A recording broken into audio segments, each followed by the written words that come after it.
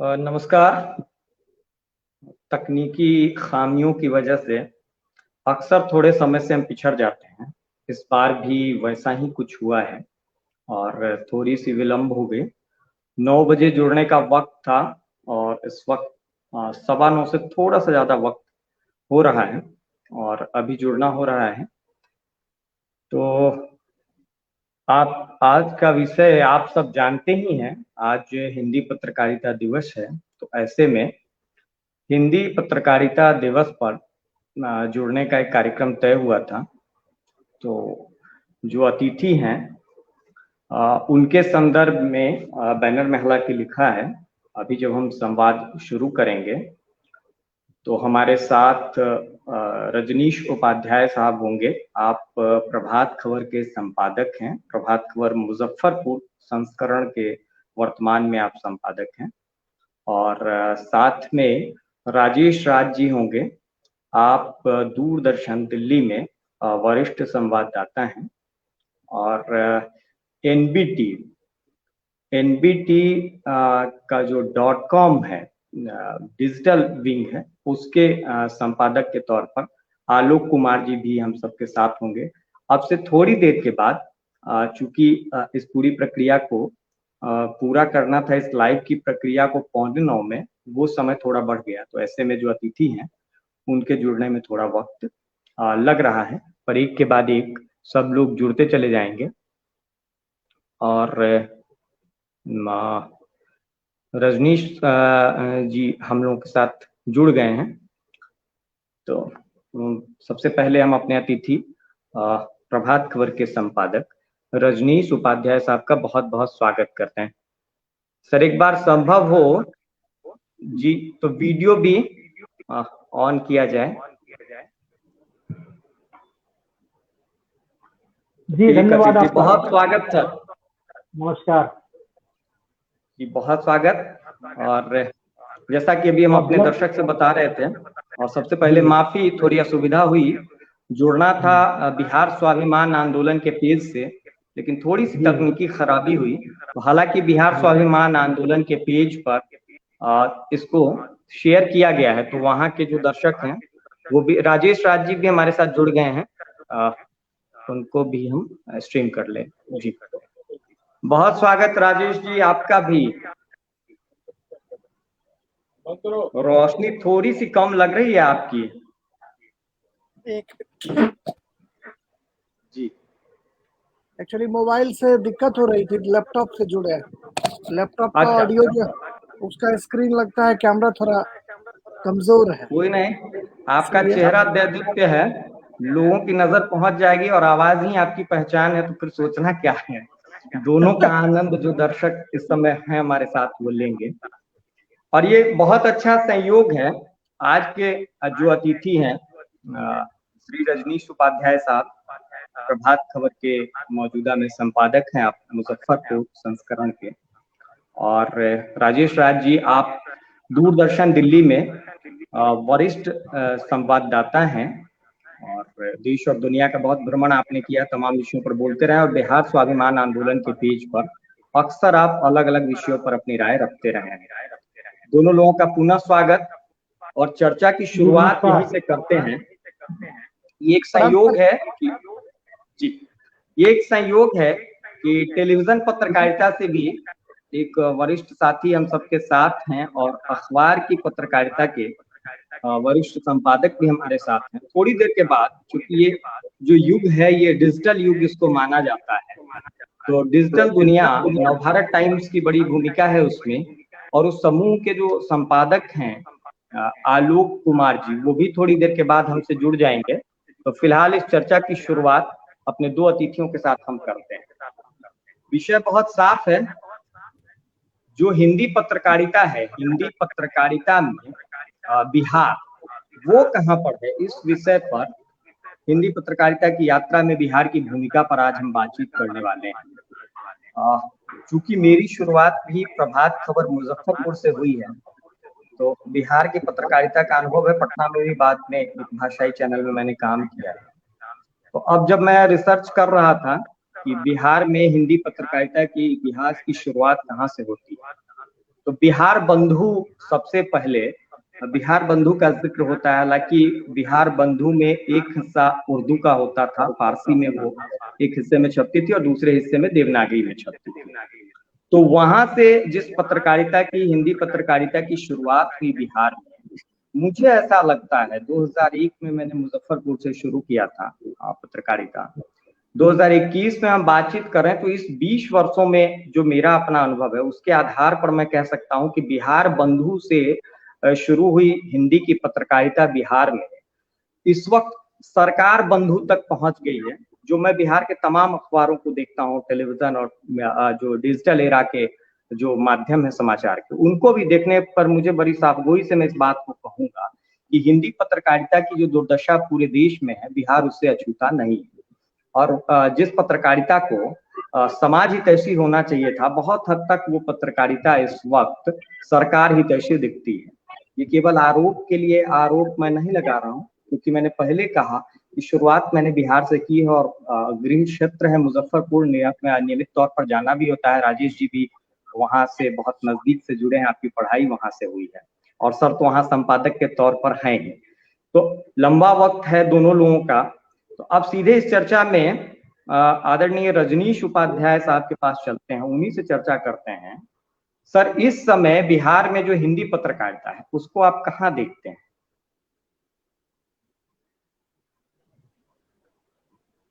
देखिए, बिहार की हिंदी पत्रकारिता की जो वर्तमान स्थिति है उसको समझने के लिए आपको थोड़ा पृष्ठभूमि में चलना पड़ेगा और बिहार का के समाज का जो मानस है उसको भी देखना पड़ेगा।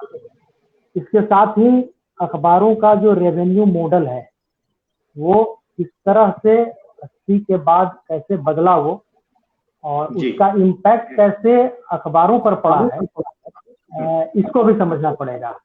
और जब तक इन सब विषयों पर चर्चा नहीं होगी तब तक आप अखबारों की जो स्थिति है उसको एकांगी रूप में ही देखेंगे। आप ऊपर सरकारी तौर पर देखने में लगेगा कि हाँ वो सरकार उन्मुखी हो गया है वो और समाज से कट गया है। अभी आप कोरोना का काल चल रहा है, अब तमाम जो हिंदी अखबार हैं उसको उठा करके देखें, क्या उन हिंदी अखबारों में जो लोगों की पीड़ा है, दर्द है, क्या उसको जगह नहीं मिल पा रही है? मुझे लगता है कि जगह मिल रही है वो। आप जिलों के अखबार उठा करके देखें तो आप देखेंगे वहां कि तमाम जो ऑक्सीजन की किल्लत, दवाओं की किल्लत, ह्यूमन एंगल की स्टोरी, एम्बुलेंस की दिक्कतें, इन सब चीजों को स्पेस मिल रहा है, पर्याप्त स्पेस मिल रहा है। आपने जो जिन बातों की चर्चा की कि कैसे वो 1874 में जब 73-74 में जब बिहार बंधु आया और उसके बाद से यहाँ तक। सर माफी के साथ एक सेकंड के लिए इंटरप्ट कर रहा हूँ। राजेश जी, आप जरा माइक ऑफ कर लीजिएगा, आवाज गूंज रही है। कर रहा है, तुरंत कर रहा है। अगर मेरे पास मतलब आप अगर समय दें थोड़ा, तो जो बिहार में हिंदी पत्रकारिता का इतिहास है उसको एक नटशेल में थोड़ा हम बता दें।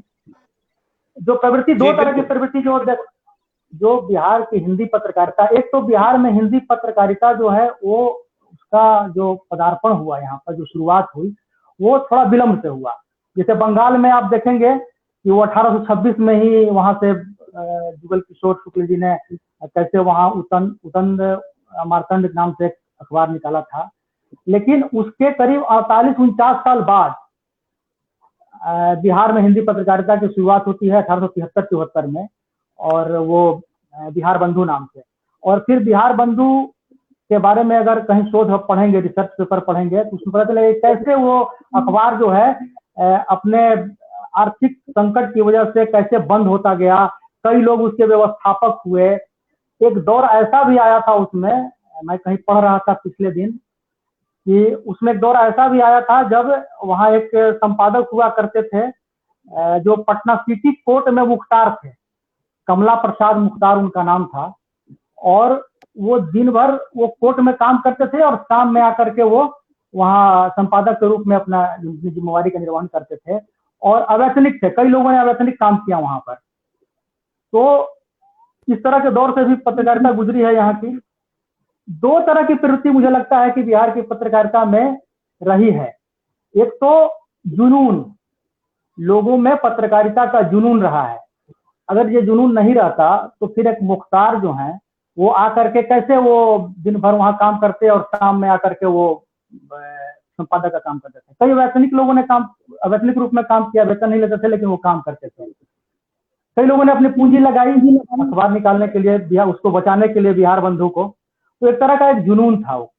दूसरी जो प्रवृत्ति आप देखेंगे बिहार में, वो अभियानी पत्रकारिता की, एक अभियान के रूप में पत्रकारिता को लेने का। तो वो उसकी वजह एक ये भी रही है कि बिहार आंदोलनों की एक भूमि रही है शुरू से ही। मतलब आजादी के आंदोलन में भी आप देखें कि कैसे अच्छा बिहार आकर्षित भी करते रहा है लोगों को, बाहर के लोगों को काफी। जैसे गांधी आए यहाँ पर, आप बाहर से देखेंगे लोहिया की प्रयोग स्थली रही है, ये नक्सलवाद की प्रयोग स्थली रही यहाँ पर, जातिवाद तोड़ो आंदोलन, जेपी का आंदोलन। तो ये तमाम तरह के जो आंदोलनों की भूमि रहने की वजह से उसका एक प्रभाव पत्रकारिता पर भी पड़ा है। और पत्रकारिता को कहा भी जाता है कि अपने समय का रफ ड्राफ्ट है वो। तो अभियानी पत्रकारिता का एक बिहार बंधु में ही चर्चा है एक जगह कि वो उसी ने सबसे पहले जो प्रशासनिक कार्यों में हिंदी के प्रयोग को लेकर के, खासतौर से जो न्यायालयों में हिंदी के प्रयोग को लेकर के उसने बजाप्ता अभियान भी चलाया था। और बाद के दौर में भी आप देखेंगे, वो चाहे चारा घोटाला हो, अलकतरा घोटाला हो, या इस तरह के तमाम तरह के कई चीजें हैं जिसको लेकर के बिहार ने अभियान चलाया। शराबबंदी को लेकर के, शराबबंदी का क्या क्या किस तरह से खराब प्रभाव पड़ रहा है समाज पर, खासतौर से महिलाओं के भी, तो महिलाओं कैसे झेल रही है उसको लेकर भी कई अखबारों ने अभियान चलाया। आप देखेंगे बाढ़ को लेकर के, या बिहार के हित में, बिहार के पर जब जो केंद्र की जो भाड़ा समानीकरण नीति वगैरह थी, उसको लेकर के कई बार बिहार के लोग के पत्र, जो समाचार पत्र थे आ यहाँ के जो पत्रकार थे, उन लोगों ने अभियान चलाया। तो दो तरह की प्रवृत्ति हम देखते हैं, एक तो पत्रकारों के बीच जुनूनी पत्रकारिता, और दूसरा अभियानी पत्रकारिता। ये दो तरह की प्रवृत्ति थी।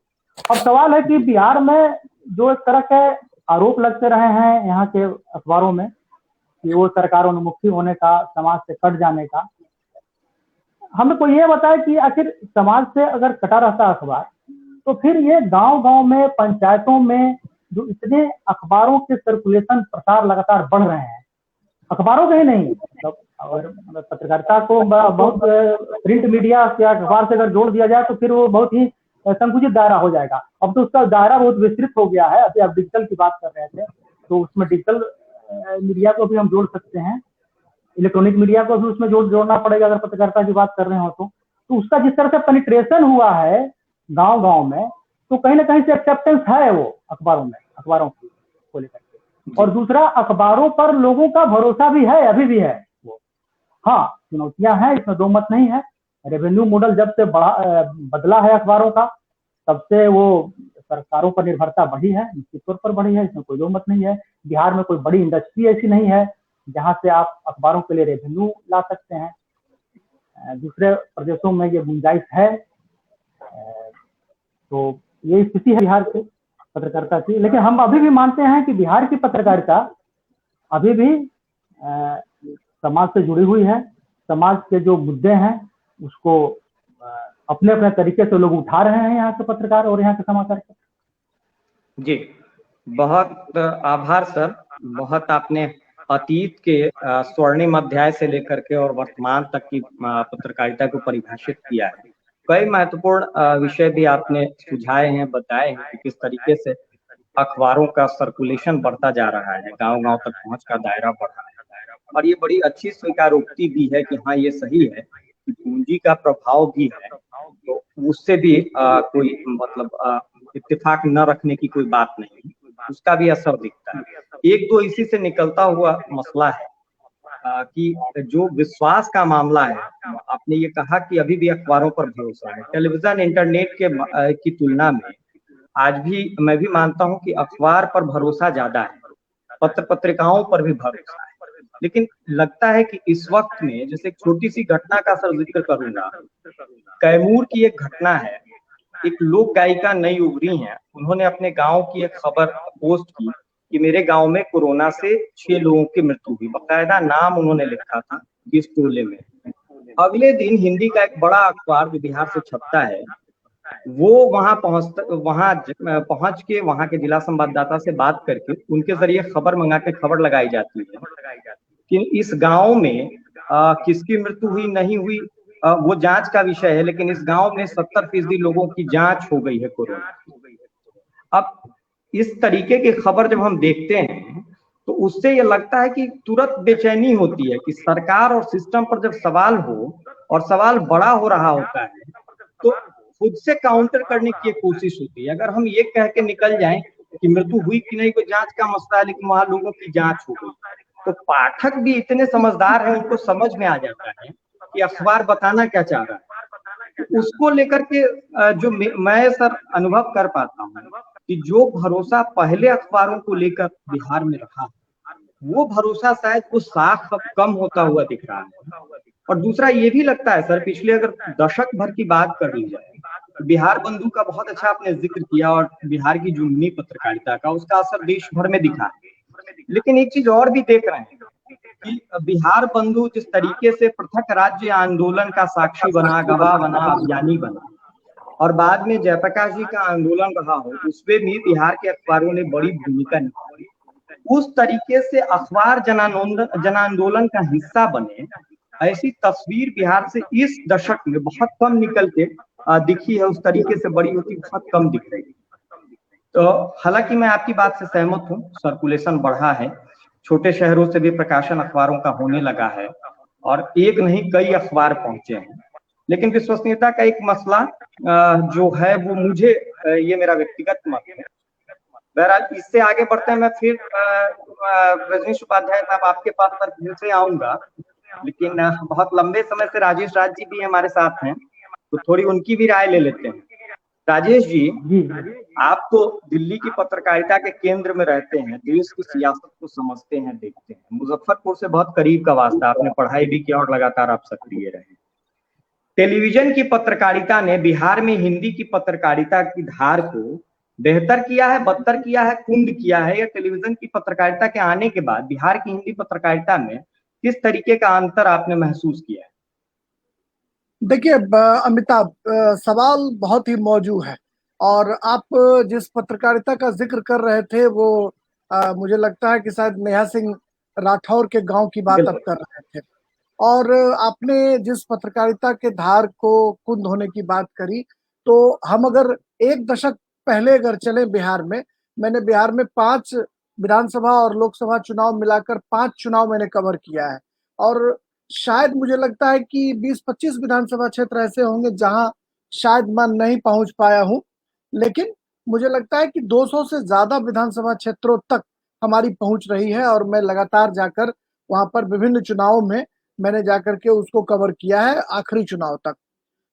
मार्कंडे काटजू का एक बयान आया था, आपको शायद याद होगा। मुझे लगता है कि ये जब नीतीश जी पहली बार मुख्यमंत्री बने थे 2005 और 10 के काल के शायद बाद या पहले, मुझे ईस्वी ठीक से याद नहीं है, लेकिन मार्कंडे काटजू के एक बयान के बाद प्रेस काउंसिल ऑफ इंडिया ने एक कमिटी भी गठित की थी, जिसमें एक पत्रकार यहाँ दिल्ली से बड़े पत्रकार थे, वो जांच के लिए भी वहां गए थे और बहुत बवाल हुआ था कि बिहार में पत्रकारिता जो है वो सेंसर है या फिर जो पत्रकार हैं वो खुले तौर पर लिख नहीं पाते हैं, और उसको लेकर बहुत बवाल हुआ था। विज्ञापनों के सवाल पर भी बहुत तरह की बातें हुई थी। और जो अखबार के लोग हैं, निश्चित तौर पर आजादी की लड़ाई से लेकर अब तक का अगर इतिहास देखें बिहार या संपूर्ण देश का, तो आजादी की लड़ाई में हमारी पत्रकारिता जो थी वो एक मिशन थी, बाद में प्रोफेशन, और अब कहा जाता है तथाकथित तौर पर कि वो कमीशन बन गई है। अब उससे कितना लोग इत्तेफाक रखते हैं ये मैं नहीं कह सकता हूं, लेकिन जहां तक अखबार की बात है तो अखबार ने बिहार में निश्चित तौर पर एक जमाने में जनमत का निर्माण का एक बहुत बड़ा माध्यम हुआ करता था। आर्यावर्त का जमाना हो, प्रदीप का जमाना हो, आज अखबार का जमाना हो, हमने आज अखबार के भी बहुत सारे पत्रकारों को हमने फ्रेजर रोड और एग्जीबिशन रोड में देखा है जब हम लोग बच्चे थे कि उनकी क्या साख होती थी बड़े नेताओं के सामने, बड़े हुक्मरानों के सामने, कि आज अखबार का या आर्यावर्त का या जो और लीडिंग अखबार थे, और बाद के काल में प्रभात खबर का भी, कि पटना में प्रभात खबर की भी झारखंड के बाद बिहार में अच्छी खासी धमक हो गई थी। और निश्चित तौर पर टेलीविजन पत्रकारिता के बाद अखबार का क्रेज बढ़ा, कि हम जब टेलीविजन पर कोई चीज देखते हैं तो उसे एक बार सुबह फिर से पढ़ने की हसरत जरूर होती है। मुझे याद है कि मैं मुजफ्फरपुर में पढ़ता था, पीजी हॉस्टल में रहता था। हमारे करियर की शुरुआत हुई लेटर्स टू एडिटर्स से। संपादक के नाम पत्र हम लोग लिखा करते थे, और सुकांत जी मुजफ्फरपुर हिंदुस्तान के संपादक थे, और पटना हम लोगों का पत्र जाता था। और जब अखबार में वो एक छोटी सी कॉलम में वो जब खबर छप जाती थी तो कितनी खुशी होती थी और कितना आकर्षण होता था, रुतबा होता था कि जर्नलिज्म के क्लास में ये माना जाता था कि भाई यह स्टूडेंट सबसे बेस्ट स्टूडेंट होगा। और पहली बार मेरा संपादक के नाम पत्र जो है वो छपा हिंदुस्तान अखबार में। मुझे याद है जयप्रकाश नारायण पर कोई शिवानंद तिवारी का कोई आर्टिकल था, उसी लेख पर मैंने अपनी प्रतिक्रिया भेजी थी। तो टेलीविजन के दौर के बावजूद अखबार का क्रेज घटा नहीं, अखबार पढ़ने की ओर बढ़ी। यूट्यूब चैनल्स पर खबरें हालांकि थोड़ी भ्रामक जरूर दिखाई जा रही हैं, बहुत सारी खबरों को तोड़ मरोड़ कर पेश किया जाता है, कुछ सवाल उठते हैं, लेकिन अखबार का क्रेज कहीं से घटा नहीं। ये बात और है कि टेलीविजन पत्रकारिता के दौर में बिहार की जो छवि स्थापित हुई या स्थापित की गई, उससे आज तक हम सब उबर नहीं पाए। और मुझे वो याद है मंडल का वो दौर जब 1990 के बाद बिहार के जितने टॉप स्टूडेंट्स थे जो दिल्ली पढ़ने आए, जो यूपीएससी की तैयारी में जुड़े, जो पत्रकार यूपीएससी कंप्लीट नहीं कर पाए, बाद के दिनों में पत्रकार बन गए, इलेक्ट्रॉनिक मीडिया में आए। और फिर बिहार, मैं ये नहीं कह रहा कि बिहार में अपराध नहीं था या अपराध आज भी नहीं है, अपराध था, है और आने वाले दिनों में भी रहेगा। वो एक वैश्विक समस्या है, जैसे कोरोना एक वैश्विक समस्या है, उसी तरह बिहार, उत्तर प्रदेश में, दिल्ली में अपराध भी जो है वो वैश्विक समस्या है। लेकिन जो दौर 90 के दौर में कहा जाता है कि जो अपराध का दौर था, उसे टेलीविजन पत्रकारिता ने जो स्थापित किया, जो एस्टेब्लिश किया कि बिहार में अपराध होता है और बड़े पैमाने पर अपराध होता रहा है, वह कलंक आज भी हमारा पीछा नहीं छोड़ रहा। जबकि अपराध का ग्राफ उस दौर से आज के दौर में बहुत घटा, लेकिन आज भी हम गंगा जल और अपहरण के दौर में ही चल रहे हैं। यह स्वीकार करने में कोई अतिशयोक्ति नहीं है। वो फिल्में बनी या बनवाई गई, वह जांच का विषय है, वह परख का विषय है, पड़ताल का विषय है। लेकिन उन फिल्मों में जो दिखाया गया वही छवि कमोबेश बिहार की पूरे हिंदुस्तान में है, और उसका कहीं ना कहीं क्रेज इलेक्ट्रॉनिक पत्रकारिता को जाता है, हम बिहारियों को जाता है। जो बिहार के नौजवान दिल्ली आकर पत्रकारिता करते रहे, उन नौजवानों ने बिहार की जो तस्वीर पेश की, वह तस्वीर आज भी कैरी ऑन हो रही है। हम बिहार में निवेश नहीं कर पा रहे हैं, उद्योगपतियों को नहीं बुला पा रहे हैं, उद्योग धंधे कल कारखाने नहीं लग पा रहे हैं। यह कहीं ना कहीं उसी छवि की देन है कि हमारे सामने साख का संकट है, विश्वास का संकट है, और हम एक सुई का कारखाना भी नहीं लगा पा रहे हैं। क्योंकि उद्यमी, बिहार के उद्यमी दुनिया भर के मुल्कों में जाकर उद्योग लगा रहे हैं, दिल्ली में छोटे बड़े उद्योग लगा रहे हैं, लेकिन वो बिहार में आकर अपना उद्योग लगाने के लिए तैयार नहीं है, क्योंकि साख और विश्वास का संकट है कि 25,000 रुपए के लिए, रंगदारी के लिए, किसी कॉन्ट्रैक्टर और किसी अगर मैनेजर मुंशी की अगर हत्या हो जाए सड़क बनाने के नाम पर, तो वो आकर अपना रोजगार नहीं लगाना चाहते हैं। ये कहीं ना कहीं इलेक्ट्रॉनिक मीडिया ने एस्टेब्लिश किया है, वो आज भी पीछा छोड़ नहीं रहा है। बहुत आभार। बहुत जो दर्शक इस वक्त जुड़े हुए हैं वो एक बार कमेंट से बता दे कि मेरी आवाज पहुंच रही है ना, क्योंकि बीच में एक व्हाट्सएप कॉल की वजह से शायद थोड़ी सी डिस्टरबेंस हुई थी, तो मुझे लगा कि शायद आवाज ठीक से नहीं पहुंच रही होगी। सर आवाज पहुंच रही है? मेरी आवाज पहुंच पा रही है आप तक? हम लोग तो सुन रहे हैं आपकी आवाज। जी हाँ, नहीं, फेसबुक पर आप लाइव हैं और फेसबुक पे ऑडियो मिल रहा है। ठीक है, ठीक है। तो अभी चूंकि दो ही अतिथि हैं, तो फिर से एक बार रजनीश उपाध्याय साहब के पास चलते हैं। सर, आपका अनुभव बहुत बड़ा अनुभव है पत्रकारिता का, और चूंकि मैंने 2001 में प्रभात खबर से ही शुरुआत की और मुजफ्फरपुर से ही शुरुआत की, तो प्रभात खबर को लेकर हमेशा ये रहा कि उस समय भी जब दैनिक जागरण का प्रवेश हो रहा था बिहार में, और उस समय भी हिंदुस्तान जब पहले से मौजूदगी थी हिंदुस्तान की, तब भी प्रभात खबर की पत्रकारिता को लेकर एक नजरिया बहुत अलग किस्म का था। वो उससे पाठक एक जुड़ाव महसूस करते थे, लगता था कि आंचलिक खुशबू ये अखबार अपने आप में समेटे हुए। बाद के दिनों में जब भास्कर और बाकी के अखबार, जागरण के तमाम खुल गए संस्करण, विस्तार हुआ, तो अखबारों की संख्या बढ़ती गई सर। लेकिन जहां से मैं देख पा रहा हूँ, मेरा अपना अनुभव ये है कि अखबार की संख्या जरूर बढ़ी, संस्करणों की संख्या जरूर बढ़ी, लेकिन संपादक संस्था को लेकर जो धारणा पाठक की थी, या संपादक संस्था का जो महत्व पुराने दिनों में दिखता था, वो लगा कि शायद अखबारों के भीतर भी प्रबंधकों की भूमिका बढ़ने लगी। आप शायद इस बात से इत्तेफाक नहीं भी रखेंगे और आप बेहतर अपने अनुभव से कहेंगे, लेकिन मैं जो कुछ भी अभी कह रहा हूँ वो केवल प्रभात खबर से उसको जोड़ के नहीं, मैं तमाम अखबारों को देखते हुए कह रहा हूँ। और सर, एक महत्वपूर्ण घटना का जिक्र करना चाहता हूँ, जो लोग इस समय जुड़े हुए हैं उनके लिए। मुझे वो वक्त याद है, राजेश जी को भी संभव है वो ध्यान होगा, पटना के एक नामचीन अखबार ने शराबबंदी के मसले पर, जमशेद अशरफ उस समय मंत्री थे, उसने सीरीज चलाया था। 3 दिन खबर चली और चौथे दिन अखबार का पन्ना बदला गया, और जिन महाशय ने वो पन्ना तैयार किया था उनका तबादला कानपुर कर दिया गया। तो उसको लेकर बिहार की पत्रकारिता जगत में बड़ी चर्चा भी हुई थी कि आपको अगर पसंद नहीं है तो आप तबादला करते हैं। 2020 में मेरा खुद का अनुभव है, दिल्ली में मैंने देखा है, बिहार में सरकार ने कोविड का एक सेंटर बनाया, हेल्पलाइन बनाया, और उस हेल्पलाइन की जो भूमिका थी वो बहुत ही खराब भूमिका थी। तमाम लोग शिकायत कर रहे थे कि नंबर्स काम नहीं कर रहे हैं, पता नहीं कोई फोन अटेंड नहीं कर रहा है, रिस्पॉन्स नहीं है। और जब हम लोगों ने उस पर स्टोरी की, तो रेजिडेंट कमिश्नर से लेकर के और सेक्रेटरी तक का फोन मालिकों के पास जाना शुरू हो गया।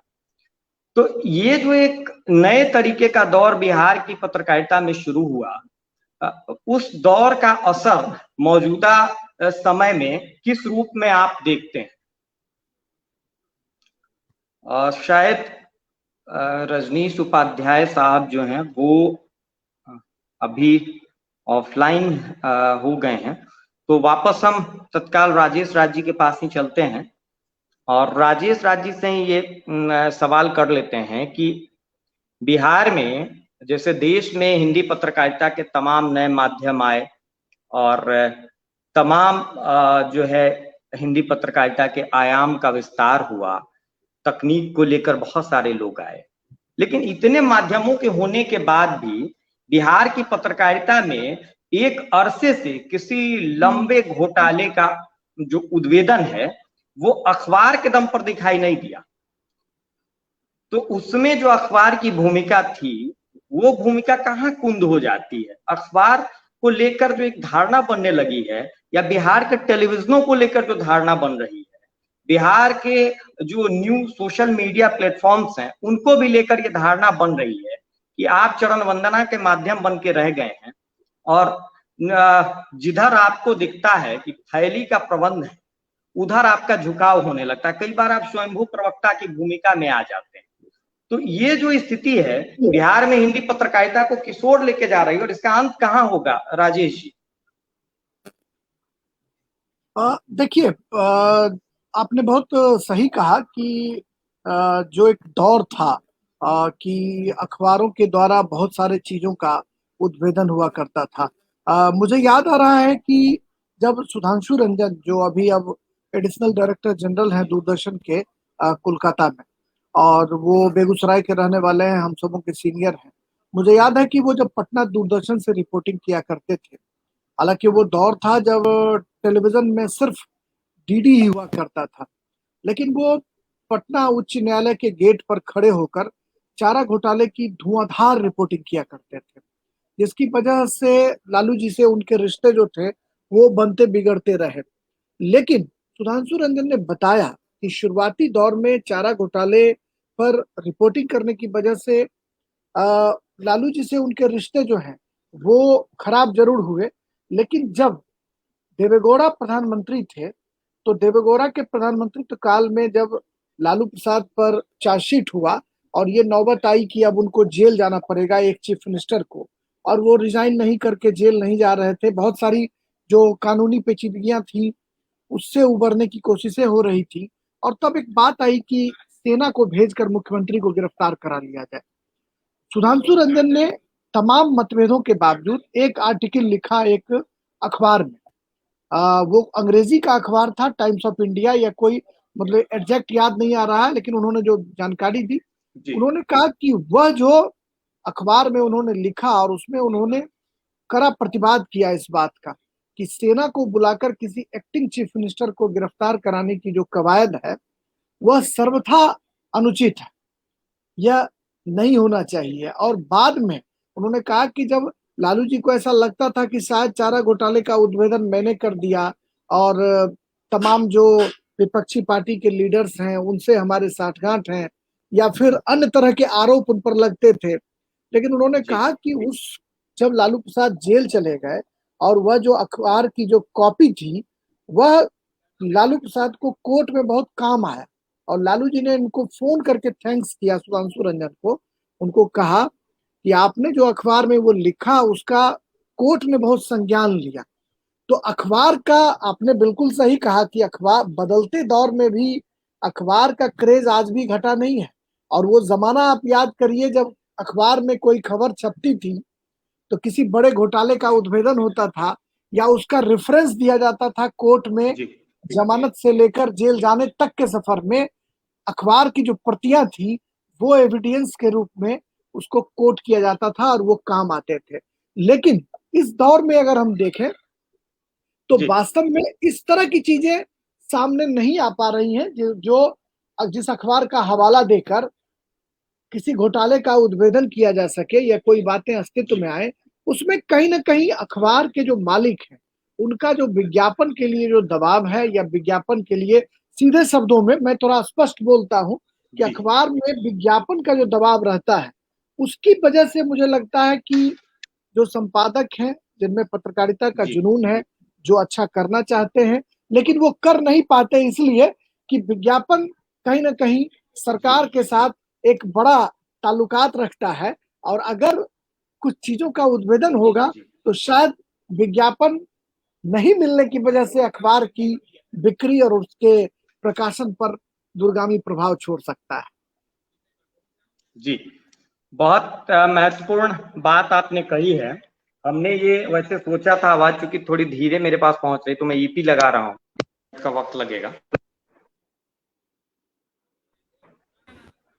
मैंने ये सोचा था कि जिस तरीके से अतिथि अपने बीच दो और थे जिनका जुड़ना था, और उसमें आलोक कुमार जी एनबीटी की तरफ से ऑनलाइन के संपादक के तौर पर, और शैलेंद्र जी पहले प्रभात खबर में रहे और अभी जी हैं बिहार झारखंड के राजनीतिक संपादक हैं, वो भी जुड़ने वाले थे लेकिन किसी कारणवश दोनों का जुड़ना नहीं हुआ। तो ऐसे में आप ही दोनों अतिथियों से, चूंकि राजेश जी ने अभी बात पूरी की है, तो रजनीश उपाध्याय सर से जानना चाहेंगे कि सर एक चीज और भी है कि एक समय था जब अकबर इलाहाबादी ने कहा कि जब तोप हो मुकाबिल तो अखबार निकालो, खींचो न मयान न तलवार निकालो, जब तोप हो मुकाबिल तो अखबार निकालो। ऐसे खींचो न कमानों को न तलवार निकालो, जब तोप मुकाबिल हो तो अखबार निकालो। अखबार निकालो।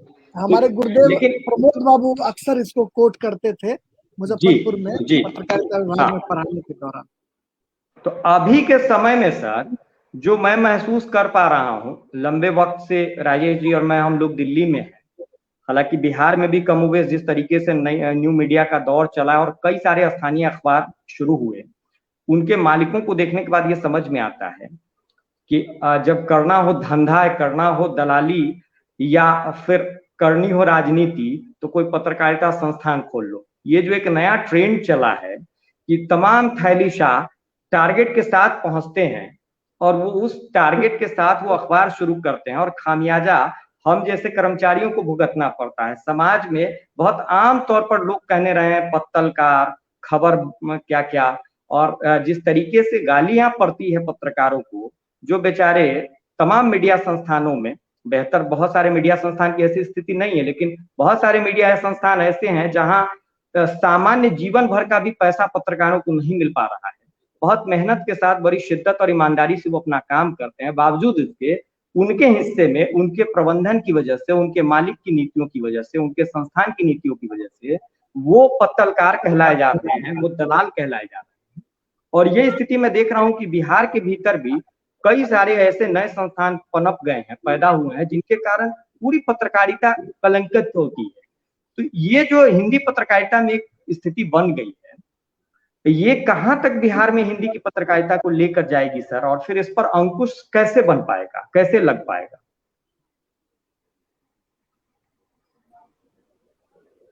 अमिताभ जी, सही बात कही आपने।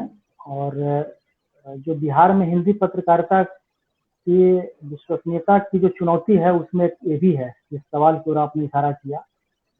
तो मैं किसी संस्थान का नाम नहीं लूंगा क्योंकि मैं जिम्मेवार पद पर हूँ, लेकिन मुझे लगता है कि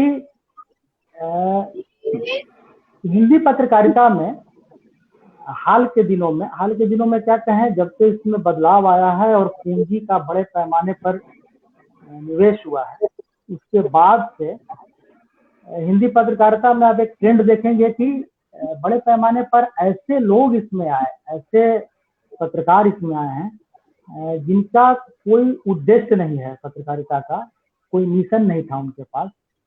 ठीक उसके पहले का आप दौर देखें, जिसकी चर्चा राजेश जी ने भी की, कि कैसे जेएनयू से लौटे हुए लड़कों ने हिंदी पत्रकारिता को कैसे समृद्ध किया उन्होंने जी। और मुझे याद है नवभारत टाइम्स में, जब नवभारत टाइम्स का खुलना शुरू हुआ था तो दीनानाथ मिश्र संपादक बने थे, शायद ये जहाँ तक याद है। तो उन्होंने जो इंटरव्यू किया था, दीनानाथ मिश्र जी निश्चित तौर पर संघ के विचारों से प्रभावित माने जाते थे, और उन्होंने जो इंटरव्यू लिया था बजाबता वो यूपीएससी की तर्ज पर इंटरव्यू हुआ था नवभारत टाइम्स में। जो डेस्क और रिपोर्टिंग के साथी थे उनको उनकी नियुक्ति के लिए, और इंटरव्यू में जो सफल हुए उन्हीं को रखा गया, और बल्कि उसमें कई ऐसे लोग आए थे जिनसे दीनानाथ जी की वैचारिक समानता नहीं थी वो। इसके बावजूद मैं बता दूं कि उसमें घोर वामपंथी से लेकर के घोर दक्षिणपंथी इंटेलेक्चुअल्स, अर्थशास्त्र के अच्छे जानकार और एक बड़ी अच्छी टीम बनाई थी उन्होंने। तो निश्चित तौर पर ऐसी टीम की कमी है अखबारों में। जो नए लड़के आ रहे हैं उनके सामने कोई उद्देश्य नहीं है पत्रकारिता का, ना कोई मिशन है, इसका प्रभाव तो पड़ा है। लेकिन मेरा ये भी मानना है कि इसके लिए सिर्फ आप पत्रकारिता को ही दोषी नहीं ठहरा सकते हैं। पत्रकारिता में जो लोग भी आ रहे हैं वो हमारी सोसाइटी से ही आ रहे हैं, समाज से ही आ रहे हैं, और पत्रकारिता कोई अलग से आई हुई चीज, दूसरे ग्रह की वस्तु तो है नहीं, वो हमारे समाज से ही पनप रहा है ना। मैं बार बार ये कह रहा हूँ कि हम पत्रकारिता जो है वो एक हमारे समय का एक रफ इतिहास है, रफ इतिहास का एक रफ ड्राफ्ट होता है वो। तो आप समाज से उसको काट करके नहीं देख सकते हैं। तो समाज में जिस तरह की अब बुराइयां हैं, वो तमाम जो बुराइयां हैं वो इसमें भी देखेंगे, आप दूसरे पेशों में भी दिखेंगी, जो समाज के और पेशा हैं उनमें भी वो सारी बुराइयां दिखेंगी। तो आप पत्रकारिता को उससे अलग काट करके नहीं देख सकते हैं। पहली बात तो ये है। और दूसरी बात ये कि जिन विषयों की ओर आपने ध्यान दिलाया कि कई चीजें नहीं उठा पा रहे हैं अखबार, मुझे आप बताइए कि जब पढ़ने का एक रीडर का एक मानस बदल गया हो, एक जो पढ़ने की मनोवृत्ति है वो बदल गया हो पाठकों का, तो अच्छा, दूसरी बात यह कि समाज में जो नए नए तरह के प्रयोग हो रहे हैं जिस तरह से, उनको भी तो सब जगह मिलनी चाहिए अखबारों में। तो वो जगह जो पहले छूट जाती थी वो उसको स्पेस दे रहा है अखबार आज की तारीख में। जैसे उदाहरण के लिए अगर मुजफ्फरपुर या नॉर्थ बिहार के किसी गांव में कोई व्यक्ति अगर अपने दम पर इनोवेशन कर रहा है, वो कृषि के क्षेत्र में इनोवेशन कर रहा है, व्यवसाय के क्षेत्र में इनोवेशन कर रहा है, कुछ कोई नया आइडिया दे रहा हो अगर, तो उनकी अखबारों को जिस तरह से पहले कोई उसको समाचार नहीं माना जाता था, लेकिन आज की तारीख में ऐसे चीजों को प्रमुखता से अखबार उठा रहे हैं, टेलीविजन में उठा रहे हैं ऐसी चीजों को।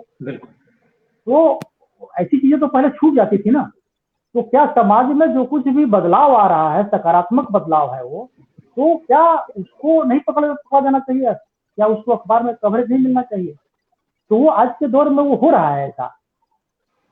दूसरी बात यह है कि हमने एक जो सबसे कमी महसूस होती है अखबारों में, क्या हिंदी पत्रकारिता में पूरे कहिए, अखबारों में क्या, वो डिजिटल में भी और प्रिंट इलेक्ट्रॉनिक सभी चीजों में, कि एक जिस तरह से आप अपने को फैला चुके हैं, बहुत विस्तार कर चुके हैं, उस स्तर पर कोई ट्रेनिंग की व्यवस्था नहीं हो पाई है। कुछ अखबारों ने किया है, हम लोग अपने स्तर से कहीं कहीं कोशिश करते हैं कि हाँ ट्रेंड करें, अखबार एक गाइडलाइन बनाए, एथिक्स बनाए। बल्कि पिछली ही बार हम लोगों ने चुनाव के दौरान हर चुनाव में एक एथिक्स बनाते हैं, हम लोग उसको सर्कुलेट करते हैं कि आपको किस तरह की खबरें देनी है, किस तरह की खबर नहीं देनी है। और विज्ञापन भी अगर लेना है तो कैसे उसमें सीधा सीधे विज्ञापन लिखना है, मतलब विज्ञापन और समाचार दोनों को बिल्कुल फर्क होना चाहिए दोनों में। तो ऐसी चीजों को एक मुझे लगता है कि ट्रेनिंग का अभाव है बिहार में। तो उस स्तर पर भी एक प्रयास होना चाहिए कि आपने नीचे स्तर तक, प्रखंड स्तर तक, पंचायत स्तर तक तो जाल बिछा दिया आपने पत्रकारों का, लेकिन उनको उस ढंग से ट्रेंड करने की व्यवस्था आपने नहीं की है। तो वो दिखता है कहीं ना कहीं वो। और हम लोगों की कोशिश होती है कि जो हमारी आचार संहिता है उसके दायरे में ही हम लोग अपना खबर वगैरह दें। लेकिन मैं ये बार बार कह रहा हूँ कि हिंदी पत्रकारिता का काफी विस्तार हुआ है बिहार में, और नए नए विषय जो हैं, नए एकदम ही नए तरह के विषय जिनकी ओर किसी का ध्यान नहीं जाता था, वैसे विषय भी अब अखबार उसको पकड़ रहे हैं, उसको टेलीविजन उसको दिखा रहा है, अखबारों में वो विषय प्रमुखता से बल्कि छप रहे हैं। और सबसे बड़ी बात है कि ऐसी चीजें छपने से एक बड़ी बात यह होती है कि दूसरे लोगों को इससे प्रेरणा मिलती है। अब कल्पना आप कीजिए कि मैं पिछले दिन मुजफ्फरपुर आया था जी। हम लोगों ने मुजफ्फरपुर, आपसे कोई अलग नहीं है, आप बिल्कुल जानते हैं कि मुजफ्फरपुर का समाज किस तरह का है और यहाँ के रहन सहन जीवन शैली किस तरह का है, वो किस तरह का शहर है वो।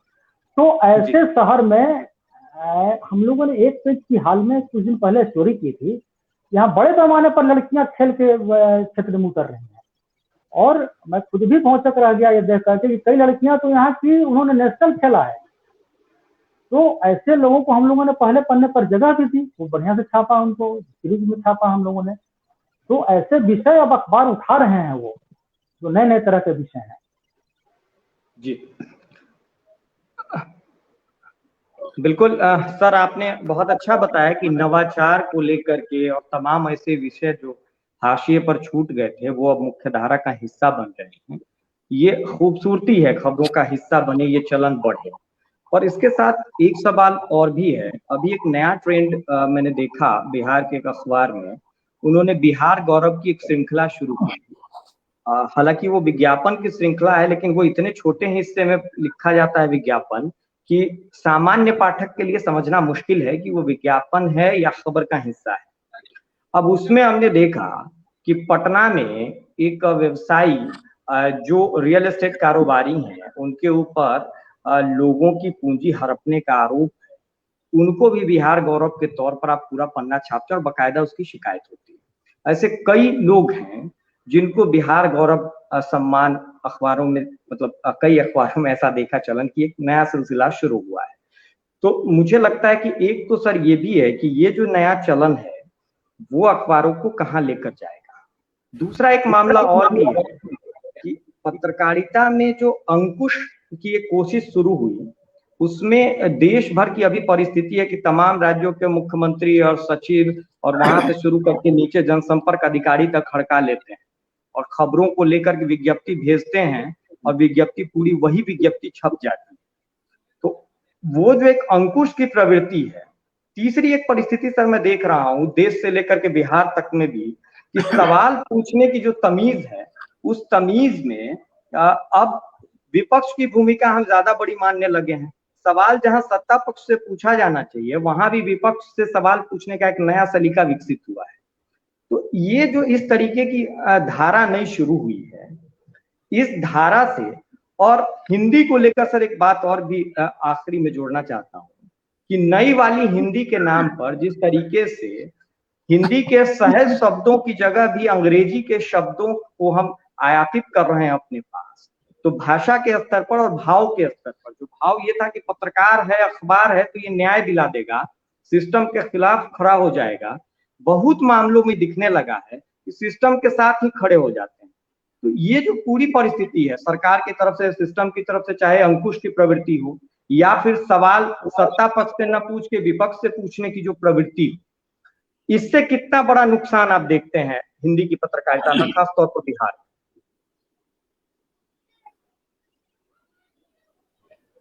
ये सवाल किससे पूछ रहे हैं आप मुझसे?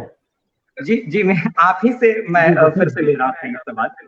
नहीं ठीक है। नहीं, पहला जो आपने जिस मुद्दे का जिक्र किया बिहार गौरव के नाम पर, वो अखबार खबर और विज्ञापन का फर्क मिटा देना, तो उस पर मैं कोई टिप्पणी नहीं करूंगा। अब हो सकता है आपकी संस्थान आपकी मर्यादा है। हाँ, तो मेरा टिप्पणी करना उचित नहीं होगा। निजी तौर पर मेरा मानना है कि खबर और विज्ञापन दोनों में फर्क होना चाहिए, निश्चित तौर पर होना चाहिए। हम लोग इसको पालन भी करते हैं इसका। रही बात सवाल पूछने की, तो इधर हाल के दिनों में ट्रेंड तो बढ़ा है, ये निश्चित तौर पर बढ़ा है, कोई दो मत नहीं है कि लेकिन इसके पीछे भी वही है जो दो बातें। पहली तो ये कि जो अखबारों का रेवेन्यू मॉडल है, पहले अखबारों का रेवेन्यू मॉडल समझ लीजिए तो कैसे बदला वो। हम लोग जब पत्रकारिता में आए थे उस समय करीब 1995-96 में आज अखबार में मैंने ज्वाइन किया था।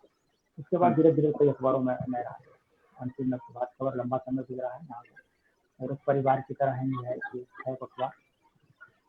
जो उसके पहले, हाँ एक बात और जान लीजिए कि अखबारों के जो प्रकाशन की प्रक्रिया है उसमें काफी बदलाव आया है और हम लोग इसके साक्षी रहे हैं।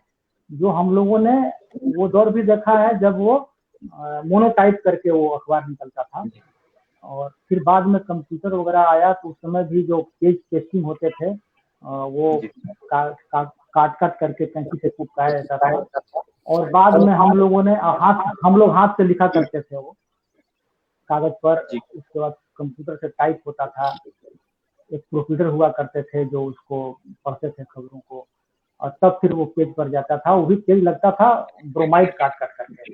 फिर उसके बाद का दौर आया कि कंप्यूटर पर, उसमें भी हम लोगों ने अपने प्रोडक्ट किया, कंप्यूटर पर काम करने लगे आप। तो ये सब दौर हम लोगों ने देखा है वो। तो इसके साथ साथ अखबारों का रेवेन्यू मॉडल क्या था कि पहले अखबारों के जो आय का एक बड़ा हिस्सा था। भाई अखबारों को तो जरूरत है ही आय की, आय अगर नहीं होगी अखबारों की तो फिर कर्मचारियों को पैसा कहाँ से मिलेगा। तो आय का जो सबसे बड़ा स्रोत हुआ करता था वो सर्कुलेशन हुआ करता था। तो बाद के दौर में कंपटीशन इतना तेज हुआ कि अखबारों ने दाम घटाना शुरू कर दिया, और एक दौर तो ऐसा भी आया था कि 1-1.5 रुपए में ही अखबार मिल जाते थे। दिल्ली में एक बार मैं दिल्ली गया था तो मेरा भाई वहां रहता था, तो उसके पास एक जूता नया आया, महंगा जूता था। मैंने पूछा कहाँ से जूता लिया हो, पढ़ता था उस समय। तो उसने कहा कि कौन एक अखबार का नाम बताया, अंग्रेजी अखबार का, बोला कि उसी को बुक करा लिया सर, जूता दे दिया है। तो ये स्थिति हो गई। बाद में कंपटीशन इतना टफ हुआ तो कंपटीशन के चक्कर में लोगों ने दाम कम कर दिए अखबारों के। तो सारी निर्भरता जो थी राजस्व की वो हो गई अब विज्ञापन पर। सर्कुलेशन बढ़ता गया, ध्यान रखिएगा, सर्कुलेशन बढ़ता गया, लेकिन उससे जो आय थी वो कम होता गया, विज्ञापन से आय बढ़ने लगा। तो जब एक तरफ आप पूंजी को बढ़ाएंगे। बड़े बड़ी पूंजी भी लगी है अखबारों में, अखबारों की साज सज्जा आप देखिए, कलर सारे सारे पेज रंगीन है, अखबारों के दफ्तर अच्छे हो गए हैं, लोगों के वेतन वगैरह पैकेज वगैरह ठीक ठाक हो गए हैं अखबारों के, अब अच्छी अच्छी मशीनें आ गई हैं अब। तो इन सब को लेकर के जो पूंजी लगी अखबारों में, तो उसका तो पूंजी जब कोई लगाया तो भाई उसको तो आय चाहिए ना, उसमें इनकम तो चाहिए ना। तो राजस्व की निर्भरता विज्ञापनों पर बढ़ी है, और इसी की वजह से ये सारी चीजें जो आप देखेंगे अखबारों में शुरू हुआ है। अब अंग्रेजी अखबारों के साथ क्या है कि उनके जो पाठक वर्ग हैं वो ज्यादा पैसे दे करके अखबार खरीद सकते हैं जी। हिंदी अखबारों में इतना टफ कंपटीशन है, और हिंदी अखबारों की जो पेइंग कैपेसिटी है हिंदी पाठकों की उस ढंग से नहीं है कि हाँ वो कोई, अगर आप अखबार का दाम 10 रुपया बढ़ा दीजिए, 10 रुपया अगर कर दीजिए अखबार आपको, तो कौन खरीदेंगे, आपको खरीदेगा आपका अखबार। तो अब ले दे करके क्या है कि अब आपको स्पेस क्रिएट करना है, जो जनता के सवाल हैं, जो जनता के मुद्दे हैं, उसको कैसे हम स्पेस क्रिएट करके और ज्यादा से ज्यादा उसमें उसको उठाएं। और ये काम कर रहे हैं, बिहार के पत्रकार कर रहे हैं, इसमें कोई दो मत नहीं है। और बिहार के हिंदी पत्रकार नहीं, बिहार के जो लोग बाहर पत्रकार हैं, मतलब बिहार के निवासी हैं और जो बाहर में हैं, अखबारों में, टेलीविजन में, डिजिटल में, वो सब भी ये काम कर रहे हैं जी। मेरा यही मानना है। बहुत सारे दर्शक हैं इस वक्त जो देख रहे हैं। सैयद इरशाद हुसैन मूलतः पत्रकार हैं और लिख रहे हैं कि अमिताभ भाई, एक सवाल ये भी है कि क्या पत्रकारिता पर इस तरह से पाबंदी सही मायनों में नई है, या इतनी ज्यादा पाबंदी कभी भी नहीं लगी। पाबंदी का सवाल सर ने बहुत अच्छा जवाब दिया कि पाबंदी क्यों है, कैसे है और कब से इसकी शुरुआत हुई है। और मुझे भी ऐसा लगता है कि पाबंदी कोई नई बात नहीं है, पर हाँ पाबंदी का प्रभाव बहुत बड़ा हो गया, उसका विस्तार हो गया है, दायरा बहुत कठोर हो गया और बड़ा हो गया, ये नहीं होना चाहिए। और शाही जी हैं, विजय शाही जी, ये कह रहे हैं कि अखबारों का संस्करण जिस तरीके से बहुत सारा बढ़ा है, तो मुजफ्फरपुर के लोग दरभंगा की खबर नहीं पढ़ पा रहे हैं और दरभंगा के लोग भागलपुर नहीं पढ़ पा रहे हैं। तो एक कोई संपूर्ण अखबार इस तरीके से मिल नहीं पा रहा है। एक पाठक के तौर पर उनकी एक समस्या है जिसका उन्होंने जिक्र किया है। श्रुति राय है, वो कह रही है कि पत्रकारिता में पक्षपात के मसले पर एक बार प्रभात खबर के पूर्व प्रधान संपादक हरिवंश जी के ऊपर भी प्रेस काउंसिल ने पक्षपातपूर्ण आरोप लगाया था। हालांकि उसके बाद उसका जवाब भी दिया गया था। और उसके अलावा रंगीश जी, जो बिहार स्वाभिमान आंदोलन पेज के फाउंडर संस्थापक हैं, वो सब लोगों का स्वागत कर रहे हैं। एक सवाल बहुत महत्वपूर्ण और भी है, ये पूछ रहे हैं कि मिथिलेश कुमार जी हैं, ये कह रहे हैं पत्रकारिता के स्तर में गिरावट को रोकना संभव है।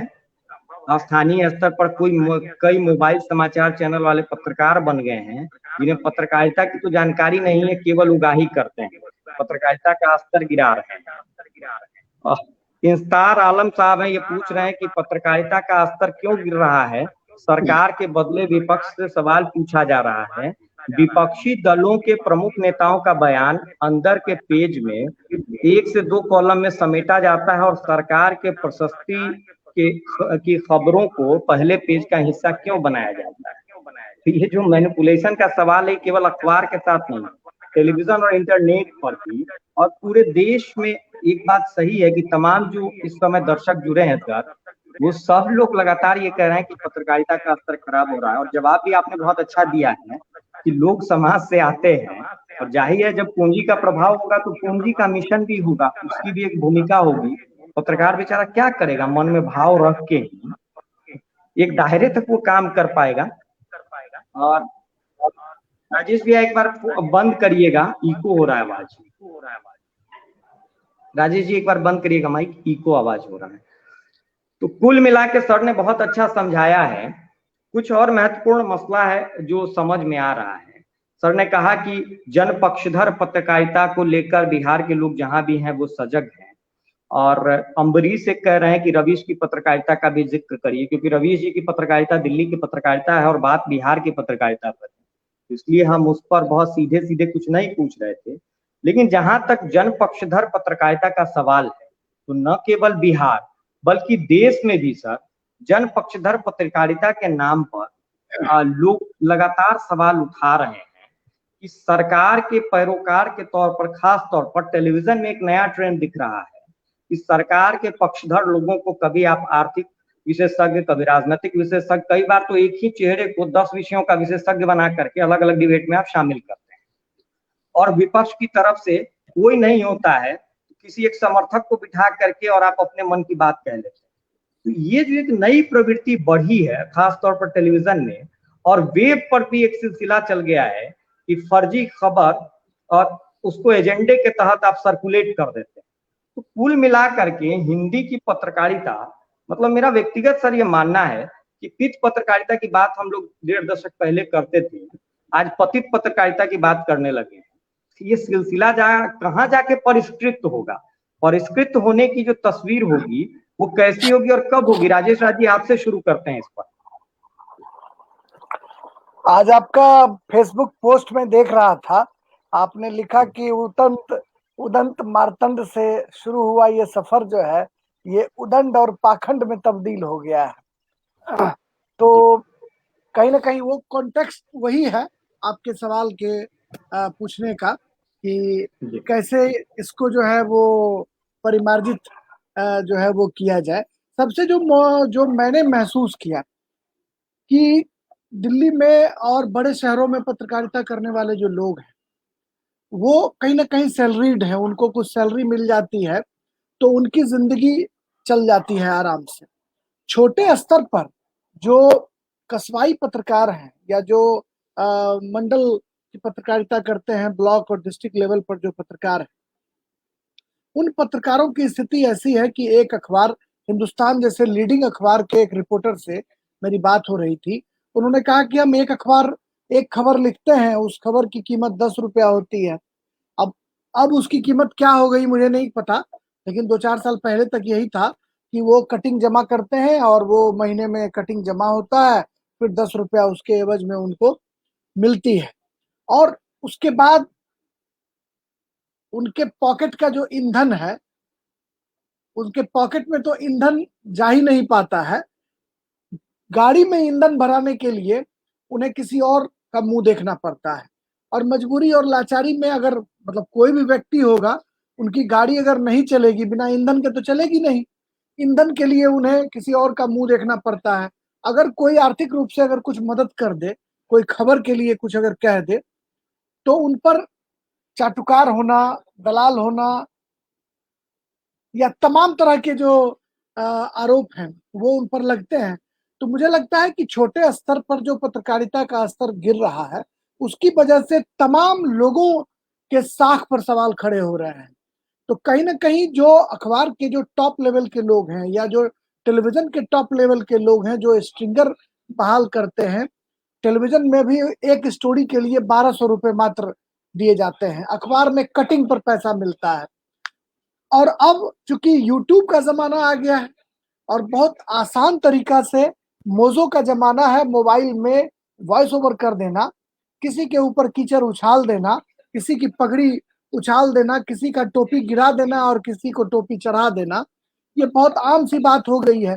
तो कहीं ना कहीं ये जो यूट्यूब चैनल का जो जमाना आया है, कई मायनों में अच्छा है कि हम बड़े घरानों का मुंह नहीं देखते हैं और अपनी बात को आराम से लोगों तक पहुंचा देते हैं। लेकिन उसका जो दुष्प्रभाव है, जिससे पूरा समाज जूझ रहा है, जो फेसबुक या अन्य माध्यम से, सोशल मीडिया के माध्यम से हम अपनी बात को सर्कुलेट करते हैं और वो हवा की में आग की लपट की तरह जब वो आगे बढ़ती है बात, तो उसका कहीं ना कहीं दुष्प्रभाव भी पड़ता है। उसके लिए कहीं ना कहीं जिम्मेदार हमारा पूरा तंत्र है, पूरी सोसाइटी है।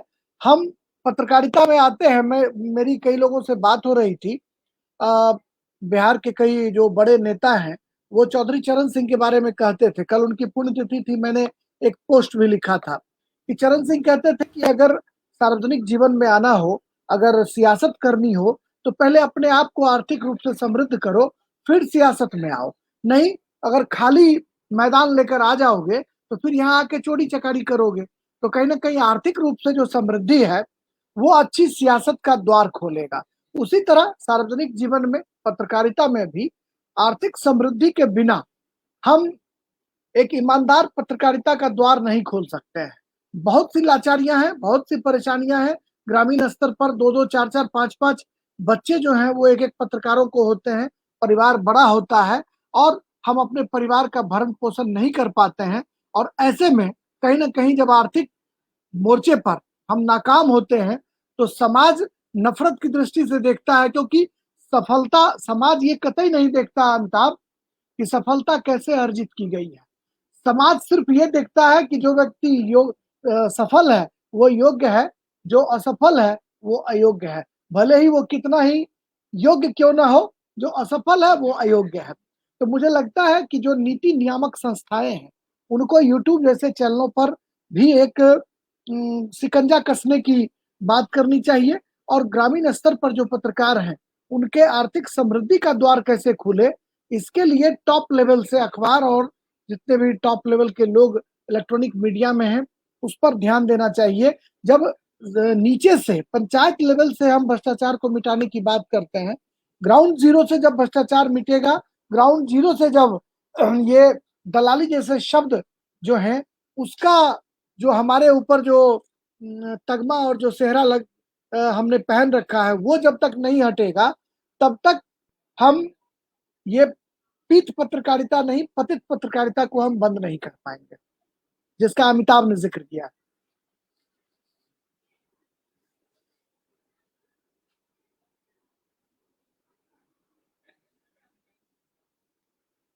आपका माइक लगता है अमिताभ जी ऑफ है। जी जी जी जी, बहुत महत्वपूर्ण बात आपने कही है, और आपकी बात से पूरा इत्तेफाक रखते हुए, चूंकि 1 घंटा 1 मिनट 54 सेकंड की बातचीत हम लोगों ने पूरी की है, तो पता नहीं पाठकों का रिस्पांस क्या है, लेकिन मुझे लगता है कि शायद बहुत लंबा होगा तो पाठक भी घबरा जाएंगे। और दूसरा कि हमारे अतिथि के तौर पर आदरणीय रजनीश उपाध्याय साहब हमारे साथ हैं। आप संपादक हैं अखबार के, तो ये समय बहुत महत्वपूर्ण है अखबार के लिए। तो ऐसे में इस चर्चा को जल्दी समेटेंगे, लेकिन बिल्कुल आखिरी हिस्से में वापस रजनीश उपाध्याय साहब के पास चलेंगे। सर, एक चीज और भी जो मौजूदा समय में बहुत बड़ा सवाल है कि पाठकों के सामने अगर आप पाठक से पूछें कि फलाना मीडिया घराना ये किसके साथ खड़े हैं, तो वो बाकायदा आपको बताएंगे कि ये फलाने दल के प्रतिनिधि। ये केवल अखबारों की बात नहीं है, अखबार, टेलीविजन, इंटरनेट के जो बड़े माध्यम है उसकी पहचान आम पाठक आंख बंद करके भी बता देता है। और सबसे खराब स्थिति तब होती है जब चुनाव कहीं हो रहा, चुनाव पूरा हुआ हो, संपन्न हुआ और किसी भी विधानसभा अथवा लोकसभा के चुनाव की काउंटिंग हो रही हो, तो तमाम टेलीविजन स्क्रीन बहुत दिलचस्प होता है दिखने वाला, बल्कि उससे पीछे चले जाइए तो अनुमान जो ओपिनियन पोल है वहीं से अलग अलग आंकड़े आने शुरू होते हैं। और परिणाम वाले दिन मजेदार स्थिति तब बनती है जब सबको पता है रिजल्ट क्या हो रहा है, ट्रेंड कहाँ जा रहा है, बावजूद इसके अलग अलग दलों के प्रतिनिधि मीडिया घराने अलग अलग संख्या दिखाते हैं अपनी सुविधा के हिसाब से।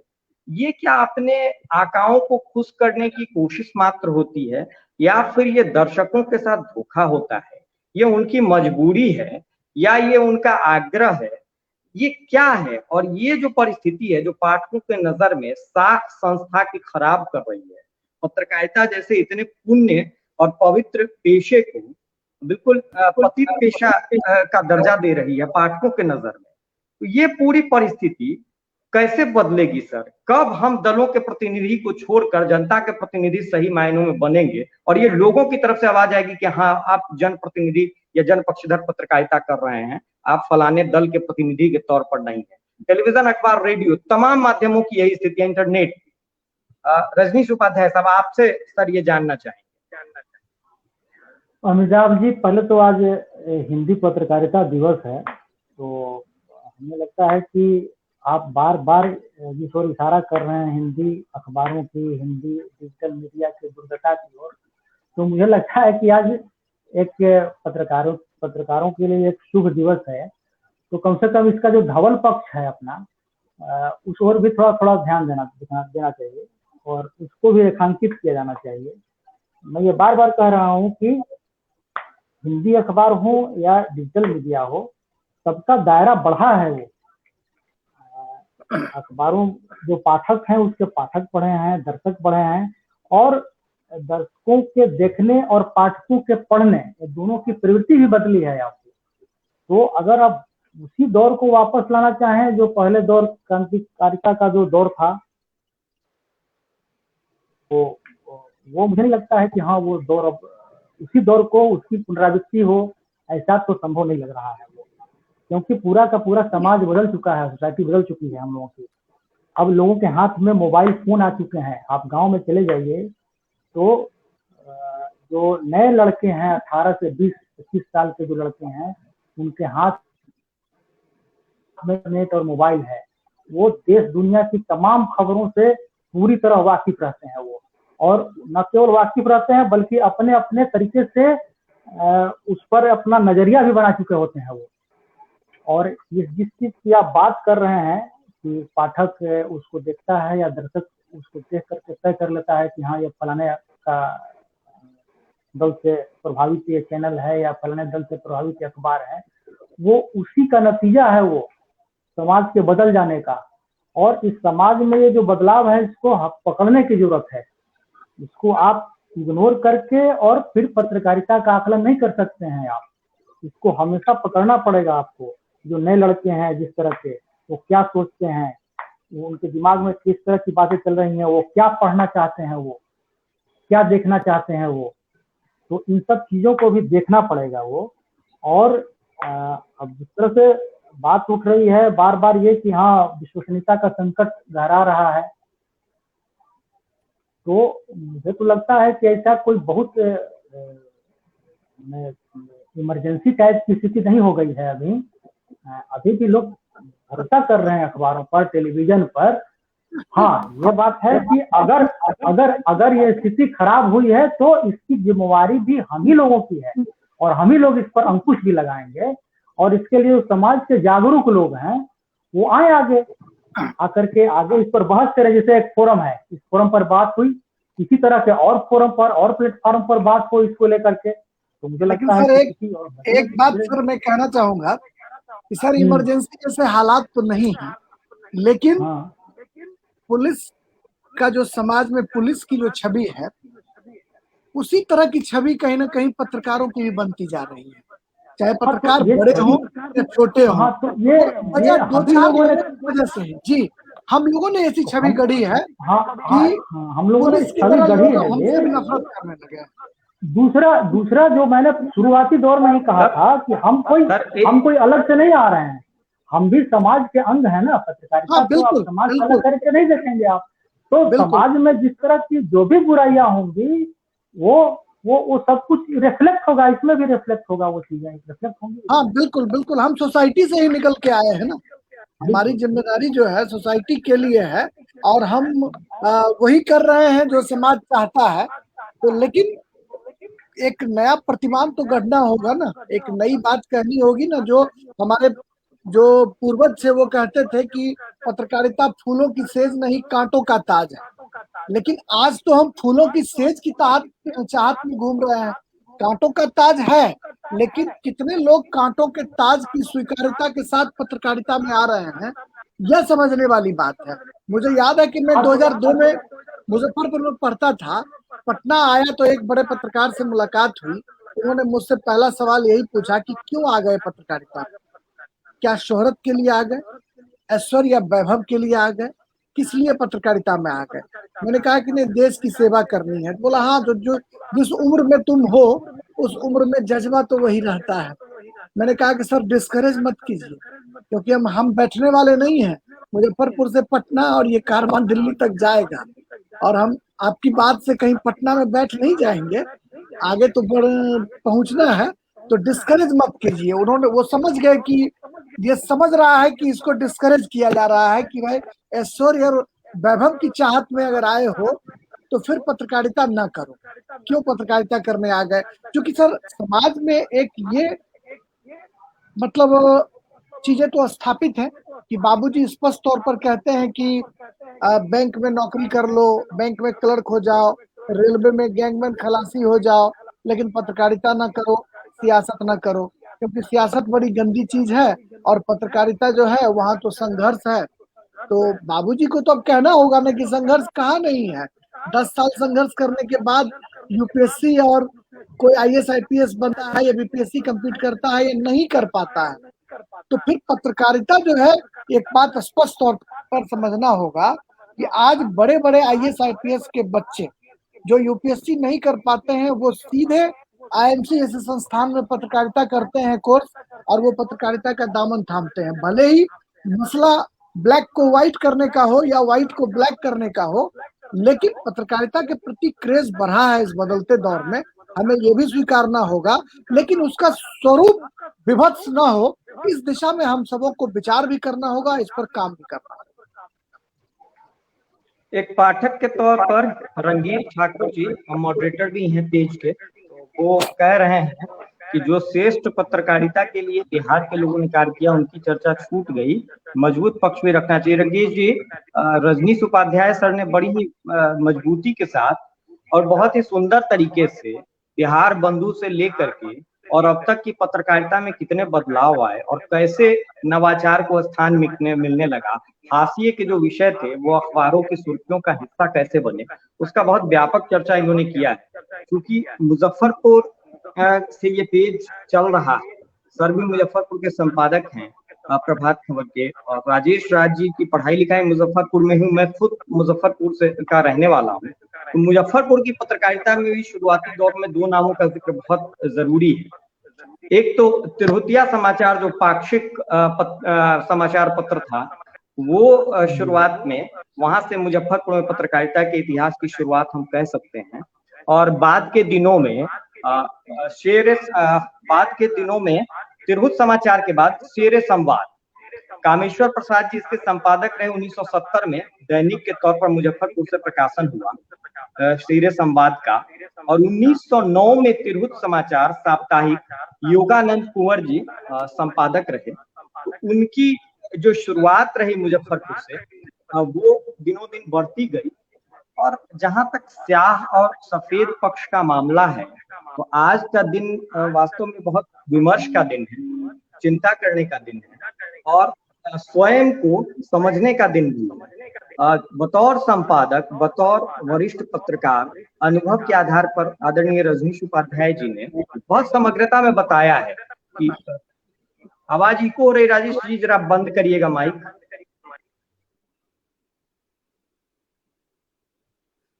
तो पत्रकारिता को लेकर जो कुछ भी बातचीत आज हुई है, उसमें संपादक, बतौर संपादक हमारे अतिथि आदरणीय रजनीश उपाध्याय साहब ने बहुत ही विस्तार से, बहुत बखूबी तमाम पत्रकारिता के अच्छे कामों की चर्चा इन्होंने की है, बदलाव की चर्चा की है।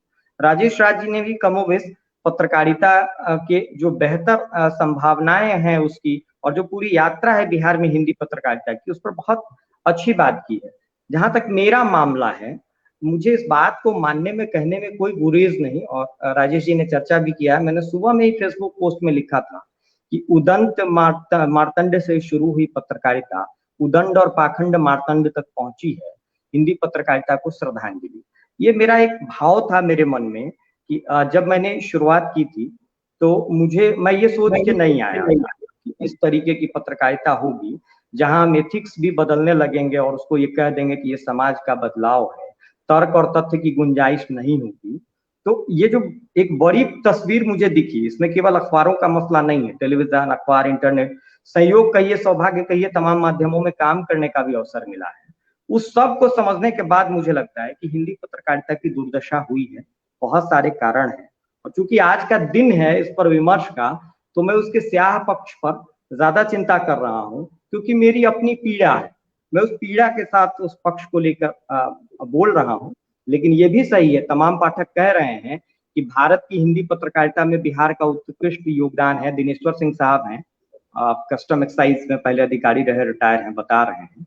और बाकी के भी जो श्रोता दर्शक इस वक्त हैं, वो लगातार इस बात को कह रहे हैं कि बिहार में पत्रकारिता का अतीत बहुत शानदार रहा है। मैं भी सहमत हूँ। वर्तमान की जो तस्वीर है उसमें स्याह और सफेद दोनों पक्ष हैं। भविष्य बेहतर हो, गत वैभव के आदर्शों से हम भविष्य को बेहतर करें, इस बात की कामना है।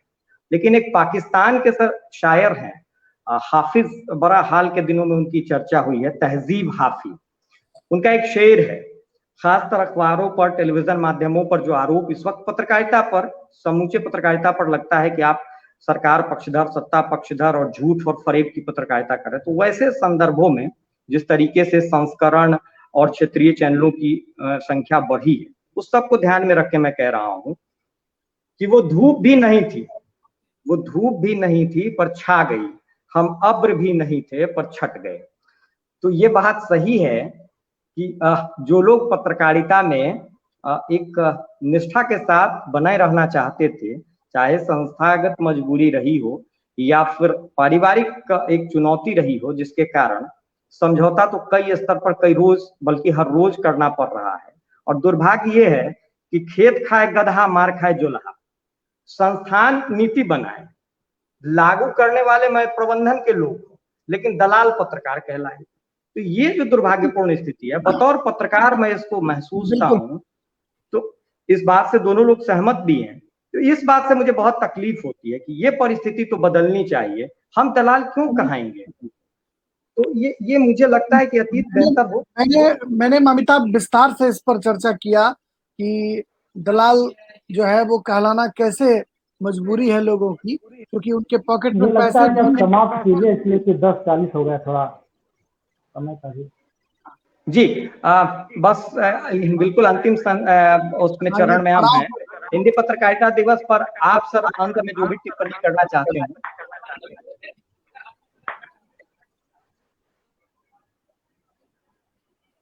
आदरणीय रजनीश उपाध्याय सर, आपसे है कि आखिरी में जो टिप्पणी आपकी हो। जी नहीं, एक तो जो हिंदी पत्रकारिता दिवस है उसकी शुभकामना आप सभी साथियों को, और जो भी हमारे पाठक या दर्शक देख सुन रहे हैं उन सबको भी शुभकामना। और जिन स्थितियों की चर्चा हम लोगों ने की और उसको बदलने की जिम्मेवारी हम ही लोगों की है, और जो समाज के प्रबुद्ध लोग हैं उनकी जिम्मेवारी है वो। और मैं अभी भी स्पष्ट तौर पर मानता हूं कि बिहार की हिंदी पत्रकारिता समृद्ध रही है, और आने वाले दिनों में भी वो लोकतंत्र को मजबूत करने में और जनता को सजग करने में उसका एक बड़ा योगदान होगा। धन्यवाद। बहुत आभार सर। और राजेश राज जी, आखिरी हिस्से में आप कुछ भी कहना चाहें तो अपनी टिप्पणी। नहीं, बस बहुत अच्छी बहस रही, और पत्रकारिता दिवस के मौके पर हम तमाम कलमकारों, टेलीविजन जर्नलिस्ट और डिजिटल मीडिया से जुड़े हुए जितने भी हमारे सहकर्मी हैं, सहयोगी हैं, जो वरिष्ठ हैं, गुरुजन हैं, जिन्होंने हमें पढ़ाया लिखाया हिंदी पत्रकारिता की, जिन्होंने समझ विकसित की, उन तमाम लोगों का हम आभार प्रकट करते हैं, उनको बधाई देते हैं, अभिनंदन करते हैं। और गोपाल सिंह नेपाली की एक बात से अपनी बात खत्म करेंगे कि हम धरती क्या आकाश बदलने वाले हैं, अरे हम तो कवि हैं, इतिहास बदलने वाले हैं। उसको हम ऐसे भी कह सकते हैं कि हम तो पत्रकार हैं, इतिहास बदलने वाले हैं। हर क्रांति कलम से शुरू हुई, चट्टान जुर्म की चली तो चूर्ण हुई, हम कलम चलाकर त्राण बदलने वाले हैं, अरे हम तो कवि हैं, इतिहास बदलने वाले हैं। तो नेपाली की जो कविता है वो बहुत उम्मीद जगाती है हिंदी पत्रकारिता को समृद्ध करने के लिए। आइए हम सब मिलकर इसे समृद्ध करें, और जो तमाम तरह की विसंगतियां हैं जिस पर चर्चा हुई है, उन विसंगतियों को दूर करने के लिए फिर दोबारा हम चर्चा में शामिल हों। इसी के साथ हम अब आप लोगों से अलविदा लेना चाहेंगे, और सब लोगों को बहुत बहुत अभिनंदन, बहुत आभार, और अमिताभ को अच्छी एंकरिंग के लिए बहुत बहुत बधाई, बहुत अभिनंदन। बहुत आभार आदरणीय रजनीश उपाध्याय साहब का, आपने महत्वपूर्ण वक्त दिया, आपका बहुत आभार सर। और राजेश राज जी, आपका भी बहुत बहुत आभार। और जो दर्शक हमारे साथ जुड़े उन सबका भी हृदय से बहुत आभार। बहुत लोगों का नाम लिया, बहुत लोगों का नाम छूट गया, जिनका छूट गया उनको भी आभार। और बिहार स्वाभिमान आंदोलन के जो संस्थापक हैं, पेज के मॉडरेटर हैं रंगीश जी और उनकी पूरी टीम, अमित जी, आप सबका बहुत शुक्रिया। फिर किसी नए विमर्श में आप सबसे जुड़ना होगा, तब तक के लिए बहुत आभार, धन्यवाद।